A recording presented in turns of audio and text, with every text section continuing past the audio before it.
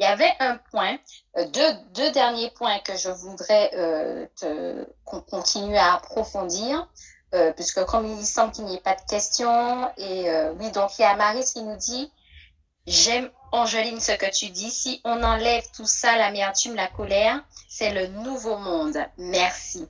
Donc, voilà. Donc, il n'y a pas, à part ce beau commentaire de Marie, je n'ai pas encore vu d'autres questions. Il n'y a pas non plus de demande de prise de parole. Donc, je me permets d'insister sur ces deux derniers points.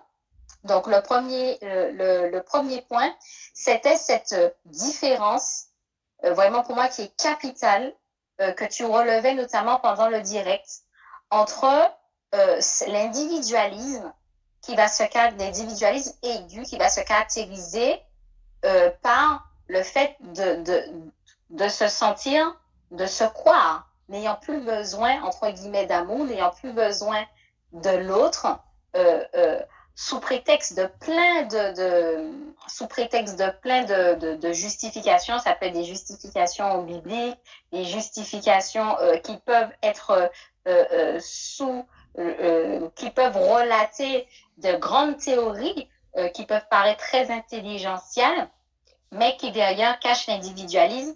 Et puis finalement, la caractéristique que l'on peut attribuer à celui qui, quand il dit lui, ça ramène à l'être, donc à la plénitude par définition, qui n'est pas dans la dimension de besoin et de manque. Vraiment faire se rappeler cette différenciation entre ces deux positionnements qui reflètent deux natures, deux identités différentes. Je ne sais pas si tu m'as perçu, Luc. Oui, je crois t'avoir perçu, puisque ce point-là, nous l'avons évoqué hier, même après le direct. Parce que pour moi, c'est un des points très, très importants et très subtil d'ailleurs, dans la mesure où, lorsque nous disons que c'est celui qui n'est pas capable de satisfaire ses propres besoins créés par l'environnement social qui a besoin d'amour. Donc cela va supposer que quelqu'un qui est capable, qui a les moyens de répondre au minimum de ses besoins sociaux créés par l'environnement social, lui n'aurait pas besoin d'amour. Vous voyez, et pourtant, l'un et l'autre peuvent exactement être le revers de la même médaille, mais qui s'expriment de manière extrêmement différentielle. Ça veut dire que celui qui croit avoir les moyens de répondre à ses besoins sans avoir besoin des autres, il le fait par une certaine conception d'amour qui vient de la société. Donc, l'individualisme renvoie à une certaine conception d'amour, mais qui vient de la société. Parce que généralement, on trouve que mais se mélanger, non pas dépendre, mais se mélanger avec les autres, ça menace nos intérêts. Vous voyez, donc ça fait que, de toute façon, ça peut me priver même des moyens permettant de répondre de manière confortable ou de manière plus avancée à mes besoins. Bon, ça c'est une certaine conception de l'amour propre, l'amour individualiste, qui est autant la même chose que celui qui a des besoins, mais qui est dépendant des autres et qui est frustré parce que les autres doivent répondre ou alors ils ne répondent pas à ses besoins. Parce que généralement, quelqu'un qui est enfermé dans cette dimension individualiste, si il est ouvert aux autres et qu'il n'arrive plus à satisfaire ses besoins comme il le veut, il est frustré. Au même niveau que l'autre qui est dépendant des autres et dont les besoins ne sont pas répondus, il va être frustré. Alors, donc je souligne qu'on écoute ce discours dans certains milieux politiques. Par exemple, en France, on peut l'écouter même au niveau de la Suisse et d'autres pays. C'est-à-dire qu'il y a des gens qui se définissent comme étant de la droite. Bon, et puis ces gens-là, ils se considèrent comme très avancés, les sauveurs, les gens qui auraient, entre guillemets, réussi parce qu'ils ont beaucoup travaillé et donc ils ne dépendent de personne. Et ce sont ces gens qui prêchent souvent un discours contre l'assistanat. Vous voyez, l'assistanat, donc ça veut dire qu'il y aurait une certaine tranche de la population qui a des besoins, mais qui attend que ce soit les autres qui répondent à leurs besoins. Donc, quelqu'un qui condamne l'assistanat, il le condamne, parce qu'il estime que lui, il n'est plus dans l'assistanat. Vous voyez, or, cet individu, son discours peut voiler un individualisme qui cache une certaine notion d'amour propre. Effectivement. Donc, si là, il n'y a pas une analyse assez profonde, on va pas comprendre ce qui se passe. Donc, on va avoir là un discours relatif. Donc, qui condamne qui condamne une fausse notion d'amour, d'une part, mais qui soutient une fausse notion d'amour, d'autre part, donc de manière très subtile. Je ne sais pas si je me fais comprendre. Oui, tout à fait. La dimension de, comme on dit, ce sont les deux faces du même piège. Je vais donner un exemple, un témoignage personnel dans ce sens pour illustrer.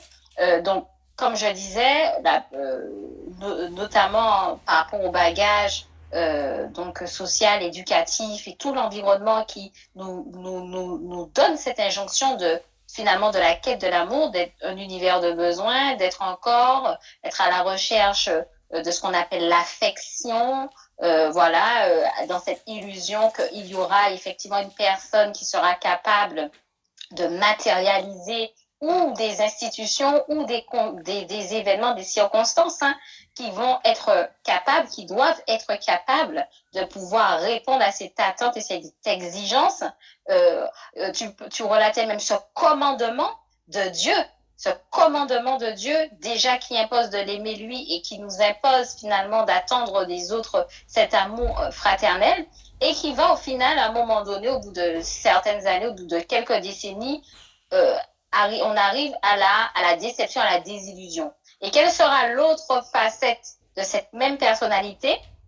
Personnellement, ce que j'ai pu expérimenter, c'est qu'il y a une espèce de carapace donc qui se forge, donc toujours donc cette même identité, hein, cette même conception de l'amour, donc de la quête de cette chimère, et qui maintenant va dire, ben, je n'ai plus besoin de personne.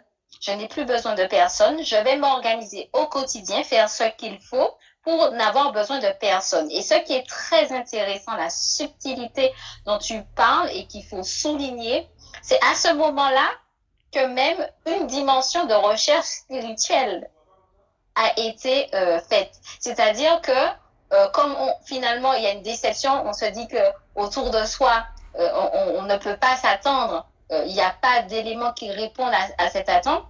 Donc on tombe dans une pseudo-spiritualité, mais sous couvert de cette même attente, où voilà, on va sélectionner certaines choses, on va avoir une certaine lecture, même des écrits, etc., qui va alimenter, renforcer cette vision finalement individualiste qui va dire bon, moi j'ai besoin de personne, moi je vais être comme le Christ, je vais être comme le Christ, comme le Christ, voilà, et me développer et voilà, manifester la gloire de Dieu. Alors que là, on avait, que ce soit dans l'un, que ce soit dans l'autre, la même identité, voilà, et qui se cache et qui se voile derrière des apparats ou certaines attitudes qui peuvent paraître même pseudo-spirituelles. Donc moi personnellement, c'est comme ça que j'ai compris. C'est pour ça que, comme on dit souvent, le diagnostic, il doit être clair, identitaire, là où il y a le conflit, quels que soient les beaux discours. Là, on sait que l'identité, elle est dualiste, elle est normative, elle est sociale. On n'a pas affaire du tout à l'intelligence. On n'est pas du tout dans l'harmonie. Donc, on est en dehors de toute compréhension, même de ce qu'est l'amour. Voilà. Donc, il y a Annie qui nous dit, est-ce que... Alors, il y a donc Annick qui, j'arrive pas à relire son truc, Annick qui nous dit, l'humain est-il voué donc à une certaine solitude ou une solitude certaine? Voilà, donc c'est ce qu'elle nous dit. Donc je sais pas si c'est un commentaire ou c'est une question. J'entends ça comme une question. Vous voyez, pour moi, la notion de solitude, telle que l'on peut l'entendre, elle relève d'un état d'inconscience, socialement parlant, hein, absolu, très avancé. Ça veut dire qu'on n'est pas conscient que quand on n'est pas conscient du fait que la réalité de soi est transpersonnelle, c'est-à-dire ça renvoie à la personne morale, l'environnement social, la conscience sociale qui a une dimension universelle. Voilà. Donc, lorsque l'idée de soi renvoie à la dimension que l'on ressent, ce que l'on appelle post-vérité, elle ne va pas au-delà de cette dimension qu'on ressent, elle ne nous amène pas à avoir une conscience réelle du soi, c'est-à-dire un soi, comme j'ai dit, qui renvoie à la dimension de la conscience sociale, donc de la personne morale. Bon, et donc ça fait qu'on va croire à la solitude. Donc on va penser se couper des autres, c'est-à-dire que tout ce qui est au-delà de la dimension de nous qu'on ressent. Vous voyez, c'est pour ça que certains parlent souvent du corps qui est la prison de l'esprit.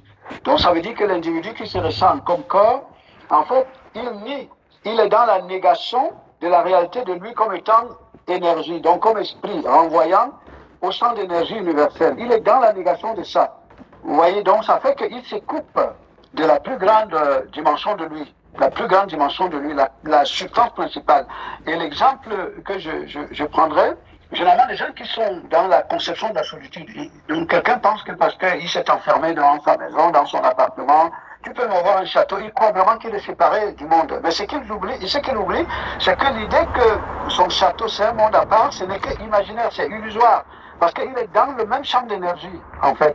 Il est dans le même champ d'énergie. Donc, même étant dans ton château, à l'intérieur, ou bien dans ta chambre, tu n'es pas caché. Tout le reste, en tant que champ d'énergie, tu communiques avec tout le reste. C'est toi qui n'es pas conscient de ça. Voilà, et puis qui s'écoute de ça. Bien sûr, tu as été conditionné à fonctionner comme ça. Je prenais cet exemple hier.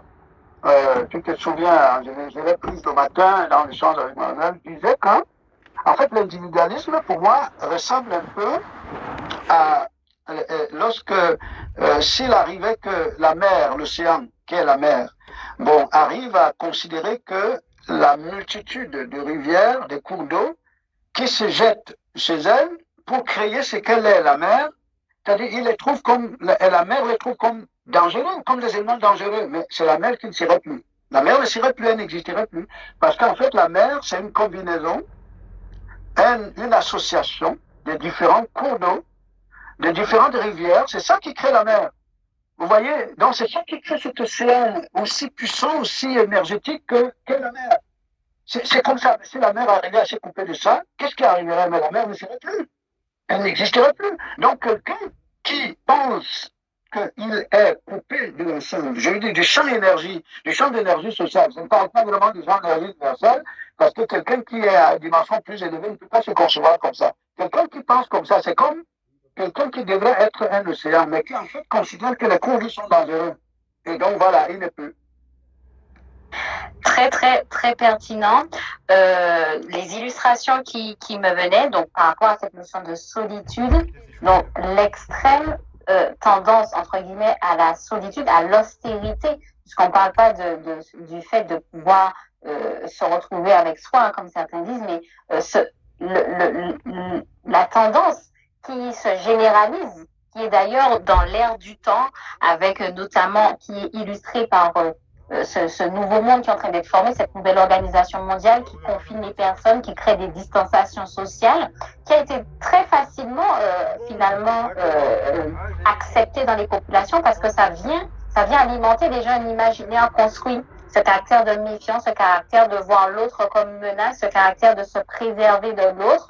Finalement, en fait, tout cela, on est dans la réalité, dans l'expression de ce mysticisme de la conception de l'amour. Donc l'amour est en fait l'amour normatif, aimer et haïr. Donc on s'ouvre à ce qui dans lequel on se reconnaît, ce qui n'est pas une menace. Donc quand on regarde au niveau quantitatif des éléments de l'environnement que cela correspond, c'est une minorité, une poignée. Pendant le confinement, on avait entre guillemets le droit d'être qu'avec ce qu'on appelle les proches, et tout ce qui n'était pas proche était une menace potentielle. Donc effectivement, on est là dans l'instrumentalisation, dans la mise en exergue de ce fondement, de cette racine identitaire fondée sur cette norme sociale de l'amour. Donc tout ça là aussi, c'est des diagnostics identitaires au niveau de cette propension à la solitude. Donc voilà, et puis on va certainement revenir dessus samedi prochain, c'est ça que je ne vais pas mettre sur la table, trop parler de ça déjà aujourd'hui. Donc cette méfiance, le fait de ne pas faire confiance, le fait de se priver, d'être enfermé sur soi, là aussi, c'est donc le même diagnostic identitaire, c'est qu'on est dans l'illusion de l'amour, l'illusion de la haine. Donc finalement, on travaille contre soi. Le dernier point Donc, pour compléter et qui va nous amener certainement à conclure, tu disais que tous n'ont pas cette conception, même lorsqu'on n'est même pas dans la dimension absolue de l'harmonie, ramenant à l'être, ramenant au créateur, tous ne sont pas enfermés dans cette dualité et ce point, cette image que tu donnais par rapport à donc la différence entre le besoin et la conscience de la valeur de l'autre, en fait, pas de l'autre, mais de tous les éléments avec lesquels on est en interaction. Parce que pour moi, c'est cette différence. Il y a une différence entre avoir besoin, être dans l'attente, aller vers l'autre dans l'attente qu'il réponde à un besoin, et donc la différence avec la reconnaissance de la valeur, de la participation de cet élément dans un objectif global. Voilà. Et donc, c'est donc cette approche philosophique de l'amour que j'ai trouvé très intéressante. Lorsqu'on va sur Wikipédia, donc je vais lire cela, donc j'attends vos réactions par rapport à ça. Donc, les philosophes qui, rappelons-nous, font partie de ceux qui créent les mentalités et les conceptions que les uns et les autres vont incarner au quotidien, alors qu'ils enferment les populations dans ce caractère binaire. Eux, par exemple, on dit Platon, l'idée d'unité, en fait, pour eux, l'amour, c'est l'idée d'unité, voire de fusion, donc de non-séparation avec les éléments. Voici ce à quoi ils associent la notion d'amour. Donc, dans le banquet de Platon, Platon présente l'amour, il imagine l'amour comme une aspiration à l'unité originelle. Étendu à sa dimension cosmique, l'amour, donc l'amour finalement social, ne semble que l'heure pour nous faire participer à la dynamique cosmique. Donc j'aimerais t'entendre sur ce point-là. Donc ce paradoxe finalement entre la perception que ces personnes, ces dix grands esprits qui sont finalement les penseurs de la société, leur vision de l'amour comme donc l'aspiration à l'unité originelle, donc voir tout en un, apprécier la valeur de tout dans l'objectif de vers le un, qui enferme les autres dans cette conception finalement dualiste de l'amour. J'aimerais t'entendre dessus, Luc. Oui. Ça ressemble à quelque chose que j'ai écouté, je pense ce matin, une pensée de Jean-Paul Sartre, donc qui n'est pas éloignée de celle de Platon dont tu parles. Donc Jean-Paul Sartre, qui un des théoriciens de l'existentialisme, la philosophie existentialiste. Alors, qui soutient que il y a une essence unique qui est immuable, qui ne change pas. Donc, pour appeler, vous voyez, on peut appeler le divin, une essence unique, qui normalement devrait être la base à partir de laquelle tout le monde se pense. Vous voyez, et c'est ce que, par ailleurs, je pense, Freud appelle l'inconscient collectif. C'est-à-dire que c'est cette dimension du soi, dont le soi supérieur, qui est la réalité de chacun. Sauf que lorsque les gens sont coupés de cette dimension-là, ils ont une conscience d'eux, mais qui est artificielle, qui est fabriquée par la société. Donc quand quelqu'un dit moi, ça ne renvoie pas à la réalité du soi ou le soi supérieur, mais ça renvoie à ce programme social. Donc ce programme social qui est donc une somme de besoins, comme nous parlons là, qui a effectivement besoin d'amour. Bon, et puis, dans ce que j'écoutais, parce que le fond de la pensée, c'était comment dirais-je, c'est-à-dire que il y a à la différence du mensonge qu'il parlait de l'absence d'honnêteté vis-à-vis de soi, quelque chose comme ça. Voilà. Et puis la mauvaise foi. La mauvaise foi, exactement. Merci beaucoup. Donc on parlait de la mauvaise foi. Il dit en fait, la mauvaise foi, c'est que on rentre dans la dimension existentialiste. C'est que chacun a besoin d'avoir les éléments à partir desquels il s'est défini. Vous voyez donc, lorsque l'idée de vous renvoie une somme d'éléments qui renvoient aux besoins de la société, quand on vous amène au-delà, on vous amène à vous penser en dehors de ce monde-là, en dehors de l'univers, de ce monde-là, en fait, en dehors de cet univers qui est illusoire. Et que vous, c'est plutôt les besoins, les éléments renvoyant aux besoins de la société qui forment l'idée de vous, qui sont le fondement de vous. En fait, même tout ce que vous entendez, vous allez l'adapter à votre intérêt. Tout ce que l'on entend, vous allez l'adapter à votre intérêt. Ce n'est même pas que vraiment vous êtes convaincu que ce sont vos intérêts qui sont logiques. Mais le problème, c'est que si vous reniez votre intérêt, qui sont vraiment vous ne savez plus qui vous êtes. Donc, par préservation de cette conscience de vous, mais qui est illusoire, vous allez nier même on peut dire l'essence, dont la réalité. Voilà. Donc, pour dire quoi? Pour dire que c'est ce qui fait que au niveau de la société, ce dont nous parlons là, même au niveau de l'individualisme, donc ça renvoie à un état de conscience qui va être représenté aussi par une certaine dimension de fréquence, généralement, socialement, qui est conditionné, qui relève du conditionnement social. Bon, si vous allez au-delà de cet environnement social, il y a des gens qui perçoivent, ils ont une certaine perception, comme s'ils voyaient tout en un, donc ils ont une vision un peu globale. Bon, et quand on revient à société, vous voyez, c'est langage qui parle généralement de la tolérance. Au niveau social, la tolérance au niveau social. La tolérance veut dire qu'on sait clairement que chacun représente un univers parallèle. Bon, mais ce n'est pas parce que l'autre est le contraire de ce que vous êtes que vous devez nier son rôle. Vous devez nier sa valeur dans le rôle qu'il joue pour que la société fonctionne. Donc, respectez son rôle, lui aussi doit respecter votre rôle, et c'est ainsi que la société avancera. Donc, chacun doit rester dans son monde, de toute façon, jouer son rôle, sans que vous ayez l'obligation de vous voir tout en un. C'est à peu près comme ça que la société fonctionne. Vous voyez, c'est bien que c'est pour ça que chacun s'inscrit dans l'illusion de lui. On parlait là des distances, de la méfiance, ainsi de suite. Bon, maintenant, on peut reconnaître la valeur de l'autre tant que l'on répond à nos besoins. On va vers lui, on n'attend pas à ce que l'on... Même s'il a peut-être des cornes à la tête et que nous, on n'a pas de cornes, tout ce qui nous préoccupe, c'est de savoir que j'ai le besoin, il va y répondre. Vous voyez, donc je reste tolérant parce que je reconnais quand même l'importance du rôle qu'il joue pour accomplir les objectifs. Alors que ceux qui sont au plus haut niveau, plus avancés, bon, ils voient tout en un. Et cette dimension de perception de tout en eux leur permet donc, en réalité, c'est eux qui savent voir, en fait, identifier chacun selon le rôle, la valeur chacun selon le rôle. On sait clairement que la société, le modèle de respect ou alors l'approche que la société a des uns et des autres, de chacun, est en fonction de la valeur du rôle que chacun joue. C'est-à-dire que quelqu'un qui joue un rôle important pour permettre à la société d'atteindre ses objectifs ne sera pas traité au même pied d'égalité qu'une personne qui ne joue pas le même rôle. La même chose qu'une maison qui joue un rôle beaucoup plus avancé qu'une autre maison ne coûteront pas le même prix parce que c'est pas fait à partir de mêmes matériaux. Vous voyez?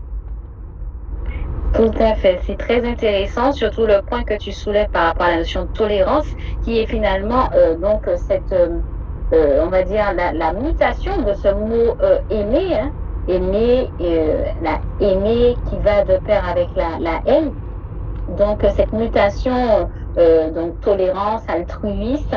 Et ce qui me venait, c'est que voici ce qui nous rappelle, d'ailleurs ce que Thierry nous rappelait hier, que quand on va dans les écrits et qu'on voit Dieu présenté ou qu'il y a une notion de divin, il ne faut pas penser forcément qu'on a affaire au Créateur. La société, la personne morale qu'est la société, on a là affaire à un être divin. Et c'est lui qui s'exprime dans ses commandements. Tu aimeras ton Dieu, lui seul, et tu aimeras ton prochain. Manifesté par cette fameuse tolérance, cet altruisme qui va s'incarner de plus en plus dans le fait qu'il y a les objectifs de ton Dieu, de l'État.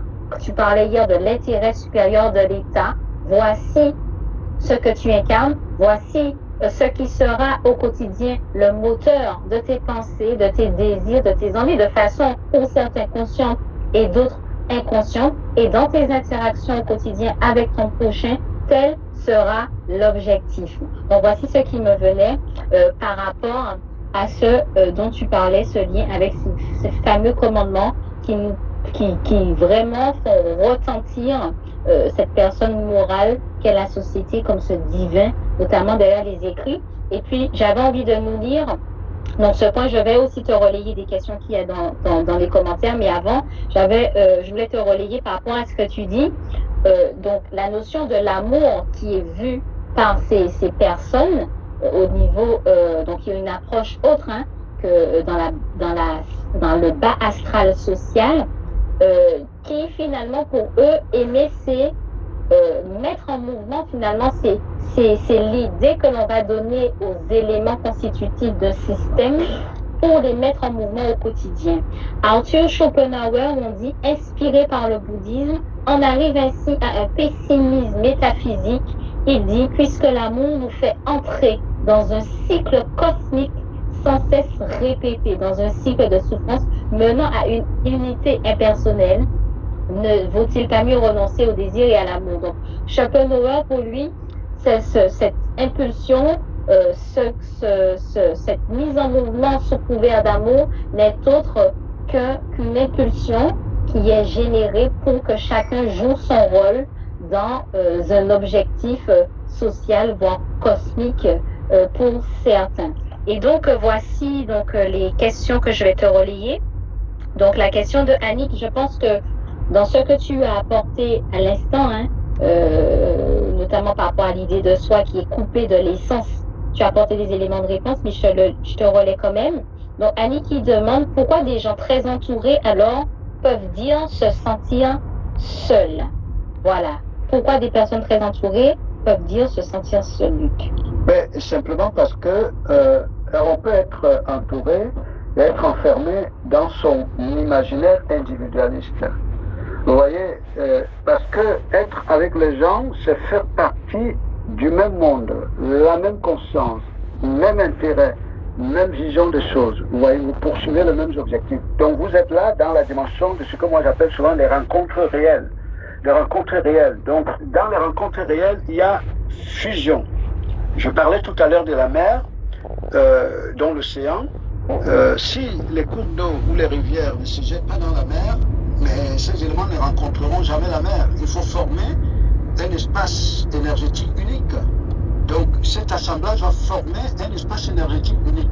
Donc vous pouvez être dans la même maison, donc chacun étant dans son monde à lui, un monde imaginaire. Donc pour cela, il faut comprendre que la réalité des frontières, souvent ce ne sont pas les murs.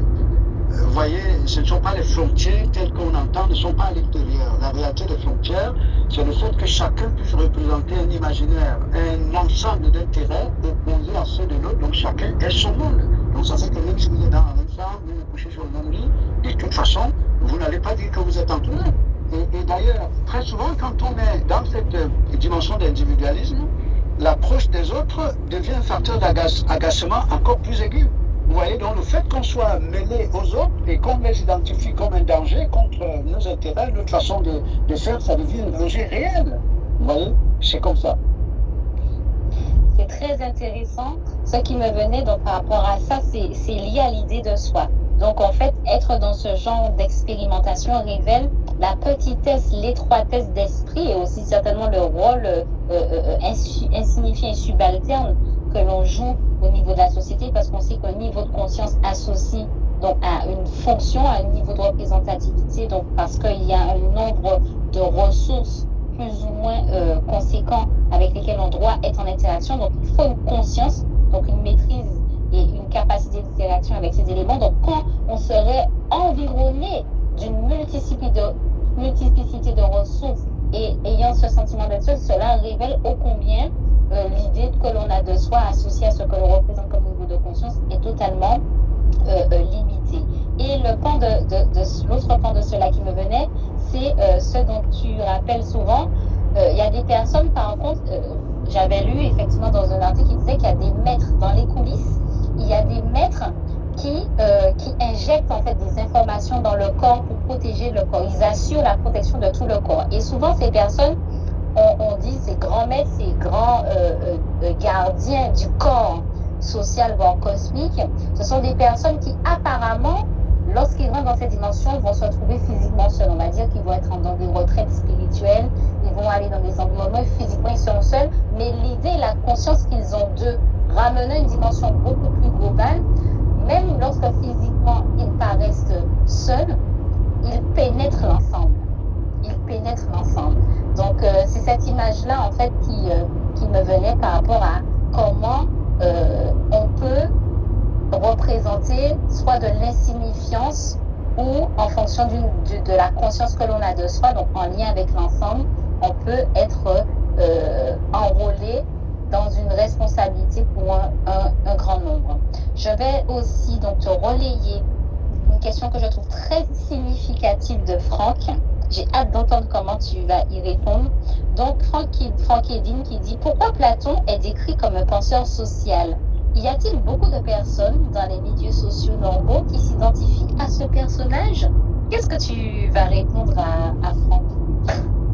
Voilà. En fait, si vous voulez, pour répondre à Franck, je répondrai par une fois, si le nom de, comment dirais-je, Madame, comment on l'appelait, KNK, comment on l'appelait encore, c'était une dame politique qui était au RDPC. Non, pardon, qui était au LR, dans le Parti républicain en France. Donc cette dame-là aujourd'hui, elle est aux États-Unis. C'était une jeune dame à l'époque, elle avait été ministre de l'écologie. Et elle disait une fois quelque chose de très intéressant, répondant en lien avec ce que Franck montre maintenant. Elle disait que les Français ne demandent pas à leurs élus de les ressembler. Ils ne demandent pas à leurs élus de les ressembler. Ce que les Français demandent à leurs élus, c'est que les élus sachent répondre à leurs besoins. Vous voyez, parce qu'elle considère qu'un élu, c'est un peu une personne exceptionnelle, donc dont le niveau de conscience est plus élevé que la population. C'est d'ailleurs c'est pour ça que la population lui confie son destin. Donc maintenant, l'attente de la population, ce n'est pas que l'élu vraiment revienne au niveau de compréhension de monsieur, madame, tout le monde. D'ailleurs, si vous revenez, si vous ressemblez à la personnalité, à la manière de voir de monsieur, madame, tout le monde, il ne vous aimera pas. Vous voyez, il ne pourra pas s'appuyer sur vous parce qu'il sera convaincu que vous n'êtes pas différent de lui et vous ne pouvez pas répondre à ses besoins. Donc, il faut que vous présentiez comme un être exceptionnel ayant les capacités que la population n'a pas pour que la population ait l'illusion de vous prendre pour son Christ. Donc, les gens comme le Platon, en fait, c'est des gens qui ont pensé un monde, un ordre social, un édifice social qui, normalement, sur la base de leur pensée, de leur conception, sont des intermédiaires entre l'au-delà et la sphère sociale. Ils ont pensé ce monde, leur rôle était donc de pouvoir transmettre des idées, une conception des choses et qui devait être structurée pour devenir la société. Vous voyez, donc eux-mêmes n'avaient pas l'obligation de descendre pour être comme la population. Et la population, justement, ne peut pas être comme Platon. Je ne sais pas si on se comprend très bien. Donc tout le monde dans la population ne peut pas être comme Platon. Parce que Platon, ils ont pensé un monde, en réalité, qu'eux-mêmes connaissent illusoire. Eux pensant que c'est eux qui sont vraiment l'intelligence, qui sont là, les hommes au sens réel du terme, la vraie représentation de Dieu. Oui, c'est très intéressant. Il y a Franck qui, par rapport à la dame que tu essaies de citer, qui précise qu'il semblerait qu'il soit Nathalie Kosciusko-Morizet. Absolument, voilà. C'est exactement celle-là. Voilà, et donc par rapport à ce que tu dis, donc Franck et dis-nous par écrit si tu es satisfait des éléments de réponse de Luc à ta question. Et ce qui me venait en fait, c'est que il y a même quand on parle souvent du créateur, de son émanation et des outils appelés à l'existence par le créateur. C'est la même chose qui me venait, c'est-à-dire que on peut être le produit de la pensée de Platon sans être dans l'esprit, dans la dimension de conscience de Platon. C'est la même chose pour les Freud, pour les Karl Marx, pour toutes ces personnes qui sont généralement citées, qui en fait représentent un niveau de compréhension, ce niveau de compréhension qui a participé à créer une dimension structurelle dont sont tirés les éléments. Et à un moment donné, donc ces éléments qui sont donc le spectre de l'environnement structuré par la pensée, effectivement en termes de niveau de conscience, ils sont en dehors de ce que celui qui a participé, dont les potentialités se sont matérialisées par la dimension structurelle est, mais ça n'empêche qu'ils sont un des produits de la pensée. Donc, quelqu'un qui, lui, a ce regard clair, il va comprendre en voyant donc les spectres de la structure que c'est la pensée de qui est en mouvement. Et l'autre va se dire mais je ne comprends pas puisque quand je dis moi, ça ne ramène pas à Platon. Donc c'est un petit peu ce qui me venait par rapport à cette question que j'ai trouvée très significative et qui en fait qui parle de la réalité en fait du quotidien des populations. En fait, la population ne sait pas qui elle est et la population n'est pas consciente que ce que les individus représentent, c'est le produit de penseurs. On dit des penseurs. Ce sont des penseurs, ce sont des philosophes. Donc ça veut dire que ce que la société, les populations sont, c'est le produit de la pensée. Voilà. Et c'est la même chose aussi, comprendre ces choses-là qui permettent d'apprécier. Donc souvent on parle du créateur, de la conscience créatrice de l'être, donc de ce qui découle directement de lui et de ce qui a été appelé, qui est le produit de l'expression des potentialités du créateur. On n'est pas là dans la même sphère de conscience. Donc je ne sais pas si ce que je dis est clair et si c'est pertinent, Luc. Oui, bien entendu, c'est effectivement ça. Voilà, je pense que nous sommes arrivés au terme de cet échange qui a été aussi nécessairement long, je pense, parce qu'il y avait aussi des questions, des interactions, des commentaires. On a touché des points très importants. On est revenu sur des points fondamentaux d'hier. On a été un petit peu plus loin. Donc, de toutes les façons, comme d'habitude, c'est un échange que je vais enregistrer, mettre à disposition. Donc, il y aura toujours opportunité de réécouter, toujours opportunité de poser des questions, de revenir dessus. Vous savez que lui qui est totalement disposé à aussi avoir des échanges en aparté avec les uns et les autres. Si vous pensez que moi aussi je peux vous être utile pour quelques éléments, vous n'hésitez pas aussi à me contacter. Donc voilà, merci pour ces moments très riches comme toujours. Et puis on se dit à samedi prochain déjà pour un nouveau thème et puis à dimanche pour encore un petit salon interactif comme celui-ci. À bientôt. Au revoir.